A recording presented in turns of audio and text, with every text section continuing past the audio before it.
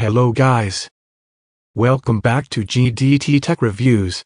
In this video we are going to do a detailed review and pick the top 5 best gaming phones. So let us get started and the review based on our studies and small research. If you have any personal suggestion, do let us know in the comments section. If you are for the first time, don't forget to subscribe and click on the bell icon for more videos. We will be also providing affiliates link to purchase from Amazon. Kindly use to for best offers and purchase from anywhere in the world. So let's get started. Nubia Red Magic 5G smartphone was launched on the 12th of March 2020. The phone comes with a 6.65-inch touchscreen display with a resolution of 1080 x 2340 pixels and an aspect ratio of 19.59. Nubia Red Magic 5G is powered by an octa-core Qualcomm Snapdragon 865 processor. It comes with 8 GB of RAM. The Nubia Red Magic 5G runs Android 10 and is powered by a 4500 mAh non-removable battery. The Nubia Red Magic 5G supports proprietary fast charging. As far as the cameras are concerned, the Nubia Red Magic 5G on the rear packs a 64-megapixel primary camera with an f1.8 aperture, an 8-megapixel camera, and a 2-megapixel camera. The rear camera setup has autofocus. The Xperia 5 II is a glass and metal sandwich. Gorilla Glass 6 covers the front and rear, while aluminum serves as the meaty filling in between. The frame is quite robust. The glass panels slot into it seamlessly. It's as strong a chassis as Sony has cooked up in recent memory. It's rated IP65-68 for protection from dust and water. Sony gave the phone lots of functional design elements too, most of which are on the right edge. There's a volume toggle, which I thought was a bit small, as well as a power button that doubles as a fingerprint scanner. The reader worked perfectly once it was trained, though the training took several attempts per print. Sony stuck a dedicated Google Assistant button below the power key, followed by a dedicated camera button closest to the bottom edge. It's a lot. The Google button barely has a profile at all, which makes it hard to find in a hurry. The 2-stage camera button is a bit better. A headphone jack graces the top edge of the phone, while a USB-C port is centered on the bottom. A tray that holds both SIM and memory cards is tucked into the left edge of the phone. I particularly like that you can remove it with your thumbnail. Stereo speakers are located at the top and bottom of the display glass. The rear surface is fairly typical for a modern smartphone. That means there's a noticeable camera hump near the top. Sony's triple lens system runs vertically in the upper left corner. It's much more modest when compared to the hulking camera modules on today's Samsung phones. The rest is flat glass. Sony decided on a single color, black, for the Xperia 5 II. It's fine, but I miss the purple color that Sony used to offer on some of its phones. There is a lot to like about the 6.1-inch display. The old panel has a 120 Hz refresh rate, which makes motion look smooth as you scroll up and down or transition from screen to screen. You can set the display to 60 Hz if you want to conserve the battery.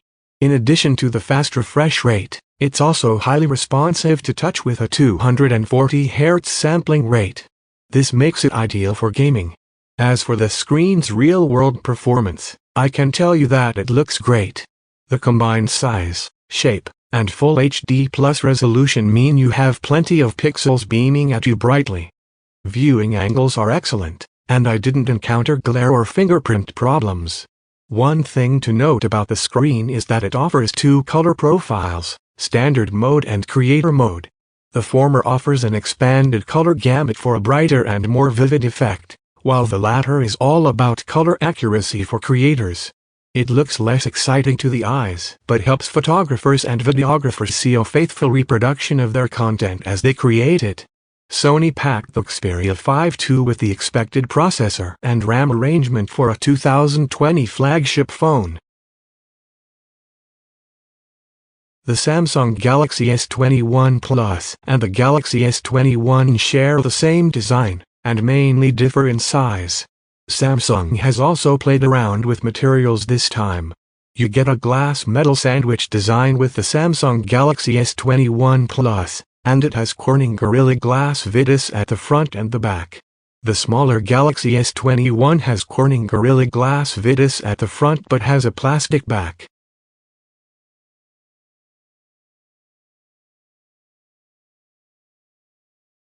Apart from the new color, the iPhone 12 Pro has a flattened stainless steel frame, versus the rounded sides of every model since the iPhone X. It's a big change, but not something we haven't seen before. Apple first used a flat frame for the iPhone 4 and stuck with it all the way to the iPhone 5 seconds, before switching to rounded sides. Love it or hate it, you'll have to get used to this design for at least the next few iPhone generations. After 2 weeks of usage, I've grown accustomed to the iPhone 12 Pro. It's comfortable to hold and a tad easier to grip than the iPhone 11 Pro, in my opinion. However, it's nearly impossible to keep the glossy frame smudge-free. While stainless steel should be a lot more durable than the aluminum frame used for the regular iPhone 12, the same cannot be said about the paint job. After an accidental fall from just a couple of feet onto a metal railing, my iPhone 12 Pro has a permanent battle scar on its chin. The finish is clearly not as resilient as the metal frame itself. Most of the ports and buttons are placed the same as on the iPhone 11 Pro. The buttons have good feedback and are flat. The SIM card tray has been moved to the left side of the phone. The iPhone 12 Pro only supports a single physical nano SIM, but an eSIM option is present. The models sold in India lack the little cutout on the right side of the frame for the millimeter wave 5G antennas that you can see on the versions sold in the US. More on 5G in a bit. The display on the iPhone 12 Pro is larger than the one on the iPhone 11 Pro. It measures 6.1 inches and features a new cover glass material that Apple calls Ceramic Shield. This is said to offer up to 4 times better shatter resistance than the iPhone 11 Pro's display, but this doesn't necessarily mean it's more resilient to scratches. I didn't notice any hairline scratches on the 12 Pro's display in the 2 weeks that I used it. Other than its size and the new glass, the characteristics of the display haven't changed much. Like the iPhone 11 Pro, the iPhone 12 Pro uses a Super Retina XDR OLED panel with a peak brightness of 1200.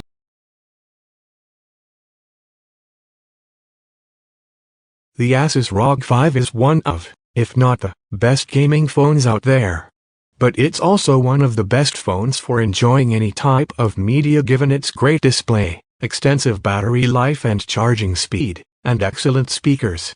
There are some upgrades on its already powerful predecessor, and they even found a way to get a 3.5mm jack back in. The phone's few shortcomings, like its limited camera suite, haven't been radically improved to come to parity with standouts like the Samsung Galaxy S21 range.